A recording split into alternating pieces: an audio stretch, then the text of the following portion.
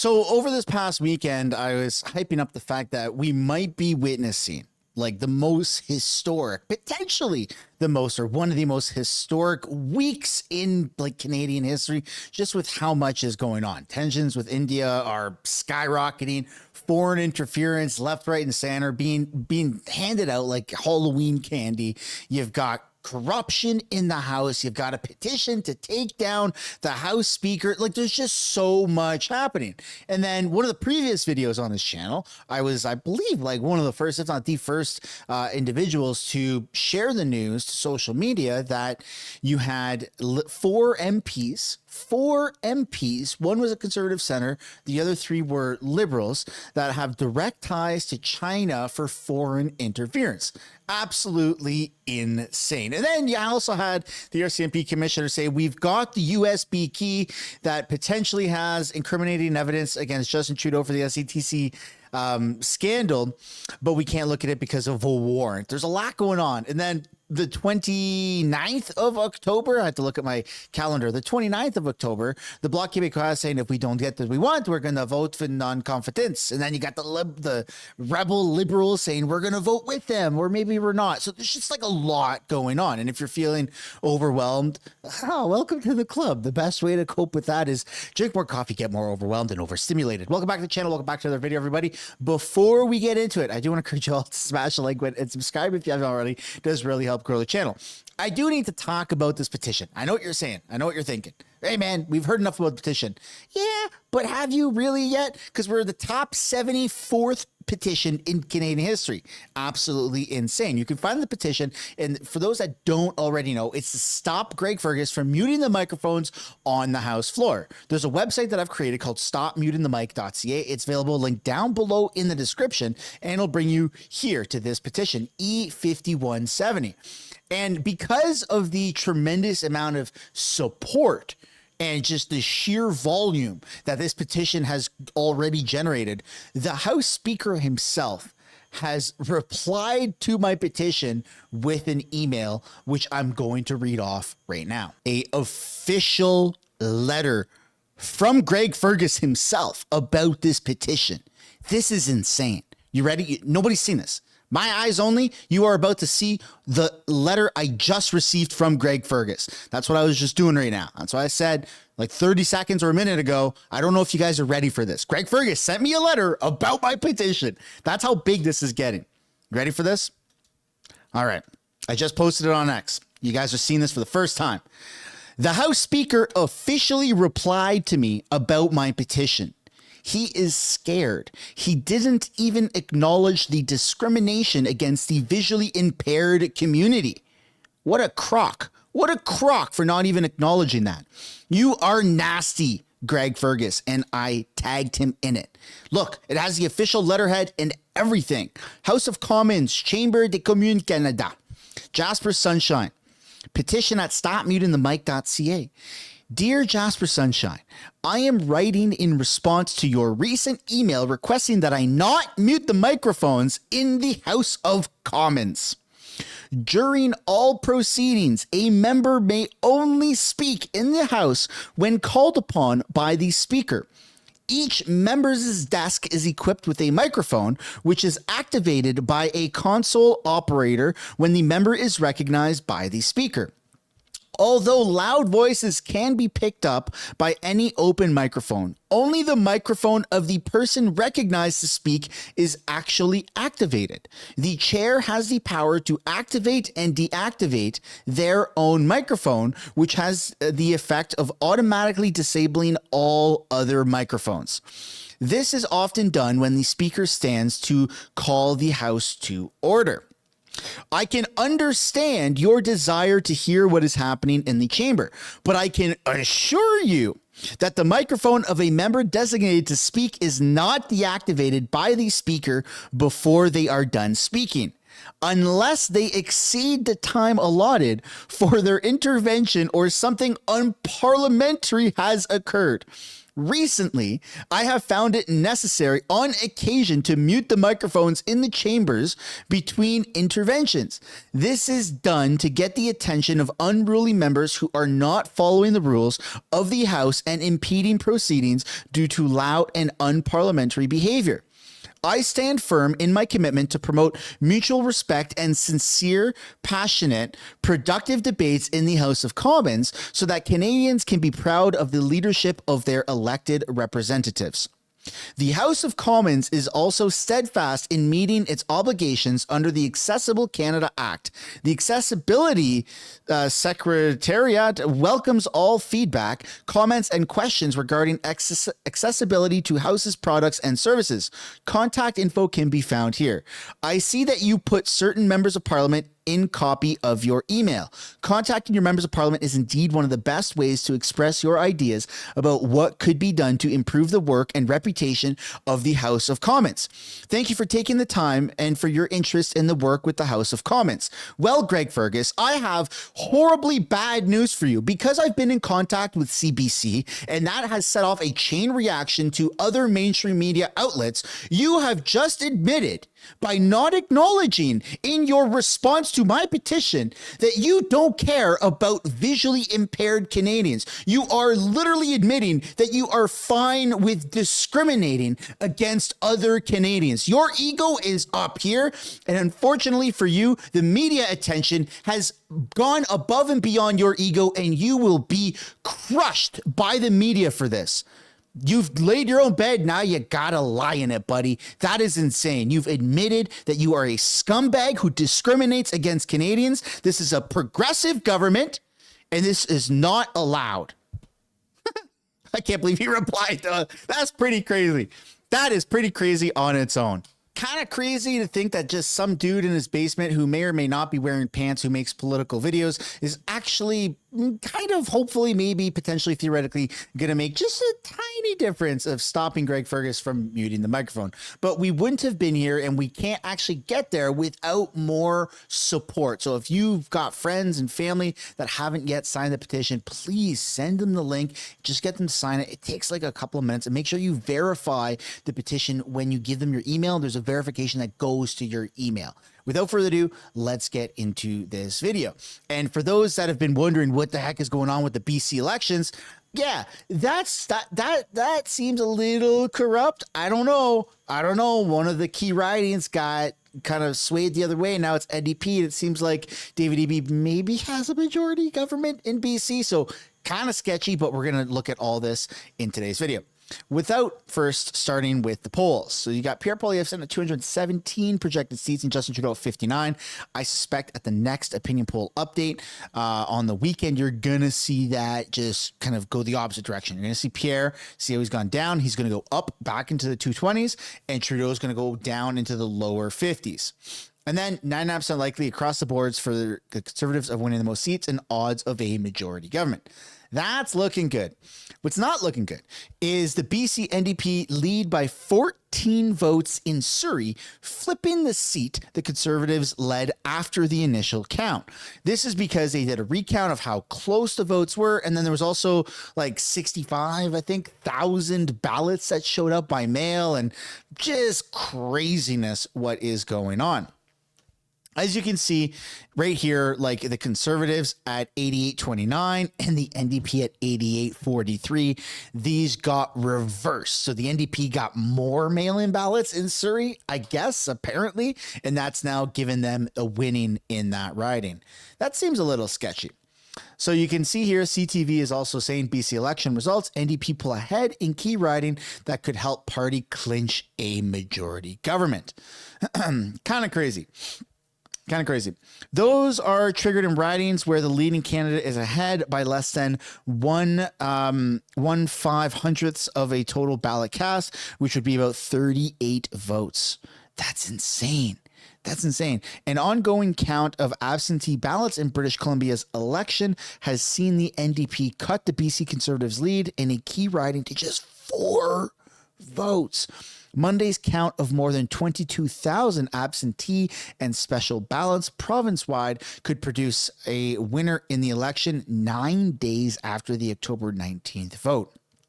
Recounts and a tally of mail-in votes failed to settle the contest on the weekend, with neither Premier David Eby's New Democratic nor John Rustad's BC Conservative emerging on Sunday with a majority. But now that the weekend's gone past and they've recounted the recount, we're potentially going to see a majority government for the NDP, which is not what we want here. Like, absolutely not. And in fact, it's so bad that David Eby's, I think his advisor, is actually named in some of these Chinese election interference scandals.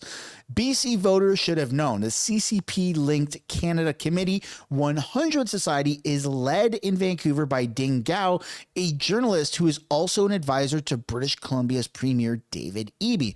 This was mentioned when Kevin Vuong, the independent MP, did the press conference that shocked the country, naming 4 people that are directly tied to Chinese interference. Let's take a look at this video. Thank you, MP Vuong. I'm here today to highlight some of the names and entities covered in my updated book and to pose a question. Should other Canadian journalists be examining the openly available evidence surrounding these networks? Firstly, my book recounts reporting on a 2020 tape recording provided to me, where Senator Yuen Pao Wu is heard in a 47-minute private briefing with the Canada Committee 100 Society. This group included Conservative Senator Victor O as an advisory member, along with an individual officially listed in a Chinese United Front Overseas Leaders Group. The Canada Committee 100 Society is led in Vancouver by Ding Guo, a journalist who is also an advisor to British Columbia Premier David Eby. Other journalists participating in this tape-recorded meeting with Senator Wu later supported Liberal candidate Parm Bains in 2021. Bains had told these journalists he opposed Kenny Chiu's Foreign Agent Registry Bill, describing it as an exclusionary policy. Ding Guo was also reportedly involved in the 2022 Conservative Party leadership race, alongside community leaders officially connected to Beijing's overseas influence arm, the United Front. Wow, that is crazy. And so now that they've done the recount to the recount to the recount remix, I think that they should be investigating this. This is not okay. This is not okay. First of all, how the hell do we have federal politicians still in Parliament after they've been ousted as having ties to China through vis-a-vis foreign interference? That's not okay. What the hell is going on here in Canada? And then you have like a super close provincial election that just took place, and one of the advisors to the corrupt NDP has like literal ties to China for foreign interference. This doesn't make any sense. Like, this is an independent MP, Kevin Vuong, who gave that press conference and is like, this is super serious. And what action is being taken from the super serious nature of election or foreign interference here in this country? Nothing. Absolutely nothing. And I just don't understand. Am I missing something? Is this being blown out of proportion? Is it not as severe as the members of parliament are making it seem and the media is making it seem? Or is it just like a corrupt system where you could have literal traitors running and having power in this country and just nothing happens? I don't really know. That's kind of where I'm standing, but I'd love to know your guys' opinion down below. And then you have Jagmeet Singh, who's chiming in on provincial things. While discussing his motion to expand access to abortion, Jagmeet accuses Conservative premiers of wanting to privatize healthcare services and restricting abortion access. Yeah, of course he does. Hi, thanks for taking your question. Can you be specific about what it is exactly that you're actually calling on the federal government to do with this motion? Do you think Ottawa should be tying federal health transfers to abortion access? I think that the federal government should be enforcing the Canada Health Act. Canada Health Act makes it clear that public healthcare should be available across the country, and that we have transfers in place based on the principles that are outlined by the Canada Health Act. That this care should be universal, should be publicly delivered, should be transferable. So we want to make sure that that is enforced. The Liberals did not enforce the Canada Health Act when it came to New Brunswick, where the last abortion clinic was shut down. We see serious threats to our healthcare system in Alberta. where Premier Smith wants to privatize the healthcare system and give it to an organization that will not provide abortion care or will not provide emergency contraceptive care. These are serious problems. And so we also know that conservatives have made it very clear that they want to attack a woman's right to choose. They want to attack gender diverse people. They want to attack this important care. And so we want to stand up and say, no, that's not going to happen on our watch. We want to defend the right to choose. And more importantly, we want to defend, in addition, access to that right. So what we're calling on specifically for the federal government to do is take this as a serious issue, recognize that access has gone down, and immediately enforce the Canada Health Act. So that does involve a lot of things. That could involve withdrawing resources from a province that does not actually meet the requirements of the Canada Health Act. That could mean imposing severe fines for any transgressions or any violations of the Canada Health Act. We're calling on the federal government to do its job, which is to protect public health care, and to include in that public health care, fundamentally, abortion services should be a fundamental included part of our public healthcare system, and there should be no barriers to accessing it. So this is always a controversial topic that feels like a Hail Mary by not only NDP, but mostly by the Liberals. And look, I'm a dude. It's not my body. I get it, right? A lot of men have strong opinions about abortion. But from my understanding in Canada, now, yes, after 3 months or whatever it is, you need special permissions by doctors, like very specific reasonings as to why you would get an abortion. But from my understanding, up to 8 months, up until like a week, pretty much as you're having the child, as it's being born, you can have an abortion. So instead of surgically removing the child, and even if it like can just survive on its own after, well, not on its own, but you know, survive in the same way that it would if you were to just give labor, or it would survive. It could survive. The child could survive off of, you know, medical help by doctors and stuff like that, by a hospital. You can still choose to have an abortion.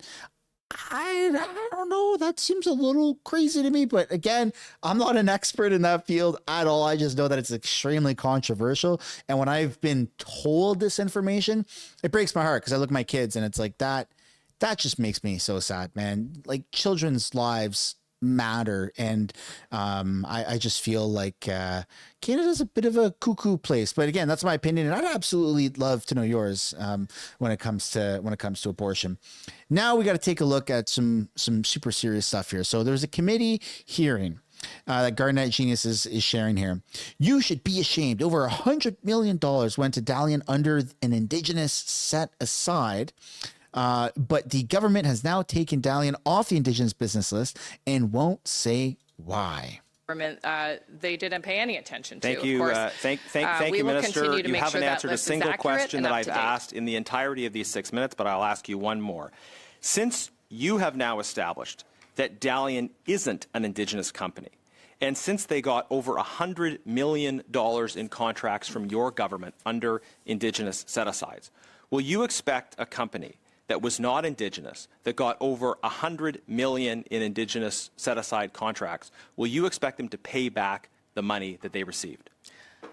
So, Mr. Chair, I think the phrase Indigenous set-asides is a misleading phrase, and I don't expect anything else from Conservatives who have no idea how procurement works and no idea what procurement targets mean. You know so little about your file. That, you have not answered a single question that I have asked in 6 minutes. You haven't even attempted to answer a single question that I've asked in 6 minutes. And you have nothing but insults for other members rather than answers about your disastrous record of Indigenous procurement. You should be ashamed of the job you've done. Oh my goodness. A business pretending to be Indigenous to get government grants, and the Liberals are defending that?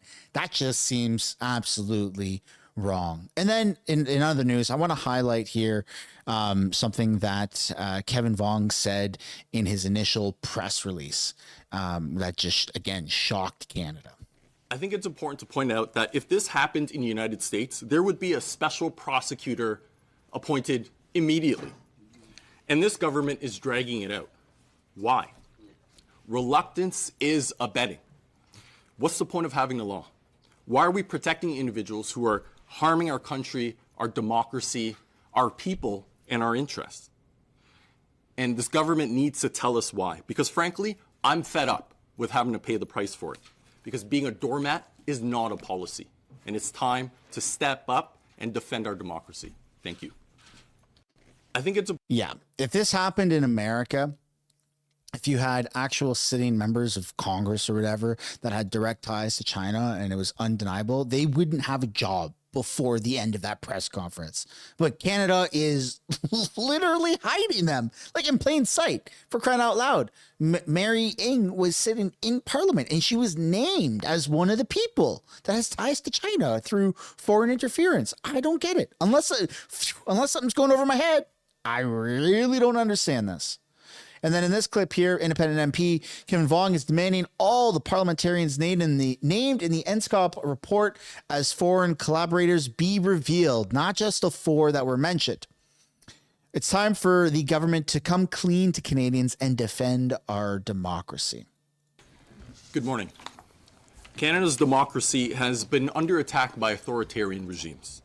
Chief among them is the People's Republic of China. And I'm joined today by leading experts on foreign interference. Sam Cooper, investigative journalist and author of Willful Blindness, 3rd edition. Dr. Charles Burton, senior fellow at Synopsis.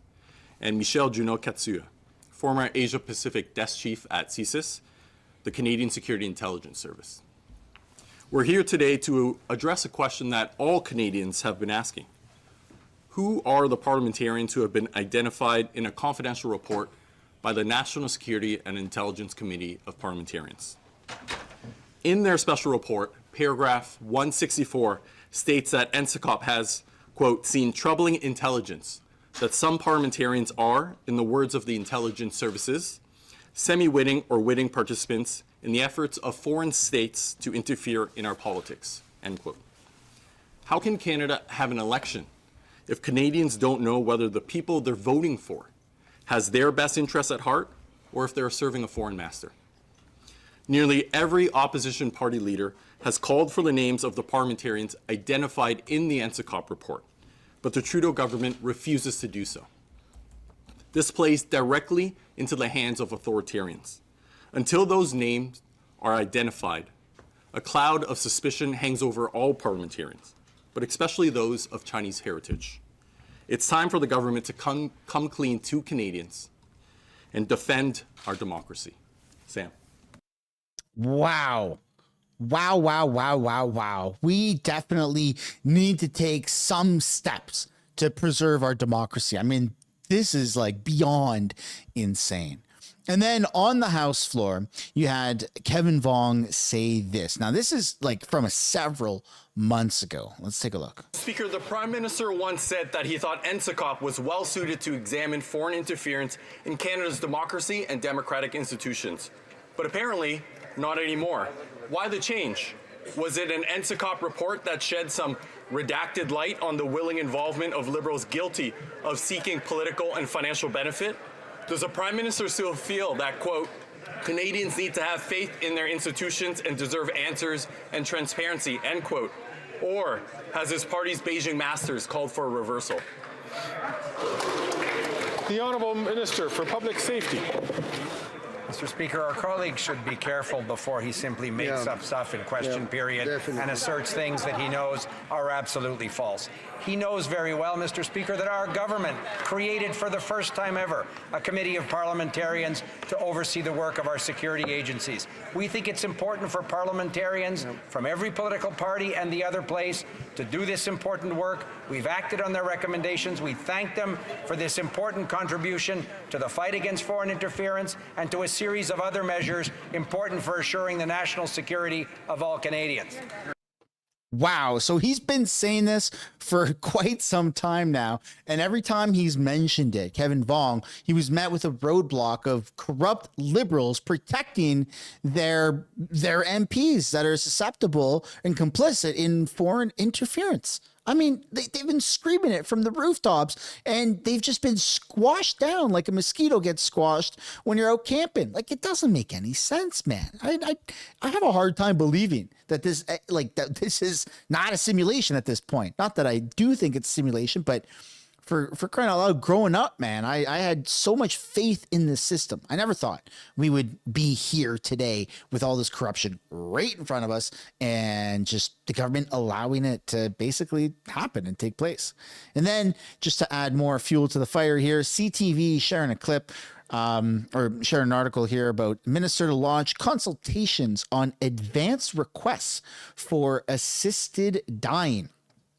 Health Minister Mark Holland says the federal government will launch consultations for accessing medical assistance in dying, but Holland says such requests are still illegal under the criminal code as Quebec prepares to begin allowing the practice starting Wednesday. Quebec announced last week that people who have conditions like dementia or Alzheimer's disease will be able to make requests for assisted dying before their mental capacity declines. The Quebec government asked the Crown Prosecutor's Office to not pursue charges against doctors as long as they comply with the provincial law. Holland says he's not in a place to direct provincial prosecutions, but fully advanced requests for MAID will still be illegal. The health minister also says the government will launch a series of consultations on the issue in November, including with health professionals and provincial and territorial officials. That's kind of crazy. The just pushing MAID as hard as it's being pushed. I don't know. It's 2024, bordering 2025. We've got rockets that are going to be taking people to Mars quite soon. I think like next year or the year after. I feel like we should, instead of fighting climate change, maybe we should focus on like fighting these diseases and reversing dementia and Alzheimer's, if at all like possible. We have the money to look into that. That's just where I would like to prioritize things, but that's my opinion. I'd absolutely love to know yours. And then you've got this CTV video here that talks about how there's no or else for the dissident Liberal MPs if Trudeau ignores the calls to resign. There's no or else. That's it. If he doesn't comply, then we're going to probably see them vote in favor and on confidence should that happen. Let's take a look at this video. Well, today marks a deadline given to Prime Minister Justin Trudeau to respond to more than 24 Liberal MPs calling for him to step aside. Get away from that inner circle. Talk to your friends. Talk to your colleagues and really get a good read of the country and do the right thing. Trudeau has been resolute. It's unclear, though, if he will respond today to those caucus members or what that could look like. There's also another looming deadline for him. The Bloc Québécois gave him until tomorrow to pass 2 pieces of legislation or face the possibility of an early election. Joining me now to discuss is Scott Reid. He's our CTV News political commentator. Scott, good Monday morning to you. So Trudeau has said a number of times that he will stay. Could anything change his mind? Well, something could change his mind over time, I suppose, but nothing's going to change his mind today. You know, this deadline that so-called dissident MPs have set out for him, move today to leave or else. I don't think there is an or else. So I wouldn't look for high drama at the end of the day. The truth of the matter is this group of MPs is sort of decentralized, somewhat disorganized. There is no motivating candidate that they're circling around. There's no it's not a coup. It's really just an expression of frustration and resignation. So I'm not certain why they set a deadline, but I am quite certain that they do not have a punch to throw at the end of the day. So what does the Prime Minister do? Ignore their calls, sit down with them once again and explain why he's staying? What do you think he'll do? Well, he's crystal clear about what he's going to do. He's not going to leave, and he's not going to pay them a lot more mind. I think what you're going to hear from the Prime Minister and those around him is, listen, we give them their opportunity to voice their opinion. It's time to turn the page now. And then quietly, what you'll continue to see over time is when the dissidents speak up, they'll start to try to reverse the onus and say, actually, the barrier to re-election is becoming internal dissension. Those people who are speaking out are harming the party's chances of re-election. Frankly, it's a little bit rich, given that the Prime Minister has taken the party to a 22-point deficit in the polls. But that's how this is going to unfold. The fundamental question really is going to be, how does the Prime Minister reconcile these deep, deep, deep deficits in the polls? How does he deal with the fact that he's trailing in every part of the country and in every demographic? How does he deal with what will be a sustained and permanent truth that large chunks of his caucus wish that he would leave and not compete in the next election? So I don't think he'll be felled by any of that today, but over time, that is going to weigh on him. Over time, the prospect that his last campaign could end, not just in defeat, but possibly in a truly humbling defeat, a very bad outcome. It's that sort of factor that probably and possibly may weigh on his mind and encourage him at some point to consider leaving. So to be clear then, Scott, is it him or is it the party that Canadians are giving such low approval ratings for? There's an answer to that in the polling data, and it's pretty crystal clear. Obviously, after 10 years, people are tired of the government. But if you're talking about the straw that stirs the drink, it has become the prime minister's. Personal numbers are a drag on the party. Speculative polling is always tough to understand and appreciate, but there are speculative polls that have been done that suggest that if the prime minister left, the floor and the voter cohort available to the Liberal Party would increase. So I think that most observers would say the truth is the Prime Minister himself has become a barrier, perhaps a significant one, to re-election. And then lastly, the Bloc Québécois giving him until tomorrow to pass those two pieces of legislation. Where do you see that going? That, I think, is interesting. I mean, pull out the magic 8 ball. It's a little hazy. I think, there's a couple of things that could happen. We're not going to see both pieces of quote-unquote legislation occur. Could there be some movement around OAS? Might they be doing some shuttle diplomacy around, can we do some targeted increased relief for people who have lower incomes? Maybe. Will that satisfy the bloc? Hard to know. And when it comes to supply management, I do think there's options available to the government. I do think that they could find compromise. I think, to be honest with you, if instead of a bill that's stuck in the Senate that's not government sponsored, if the government were to come forward with a motion or legislation in the House that said that it wanted to test the House on and pass legislation on that issue alone, you could see some momentum around that and possibly attract the support of the bloc. But here I'll rush to the finish line. Marcia, in my view, if you're the government, you want to keep the bloc as pleased as possible. But ultimately, the NDP is going to permit this government to continue on until 2025, until we get past Christmas, we get into the new year, we get into the spring. I mean, really, they're going to be the rubber for this government and not the bloc. Scott, read for us this morning. So we're going to find out more in the next 24 to 48 hours on what is really happening with this situation. But again, I am under the personal belief that it's going to be historic. You're going to see potentially another vote of non-confidence. And if that happens, it's likely that, I don't know if all of the rebel MPs are going to stand up and vote in favor, but I would certainly like to see that. And hopefully it's enough to push it forward so that we can actually move on to a federal election. But again, that's my personal opinion, and I would absolutely love to know yours. Ladies and gentlemen, this is the end of the video. If you haven't yet already, I'd like to encourage you guys to smash the like button and subscribe. Also, go and sign that petition link down below in the description, or simply type into the internet stopmutingthemic.ca, and I'll see you all in another video. Bye for now.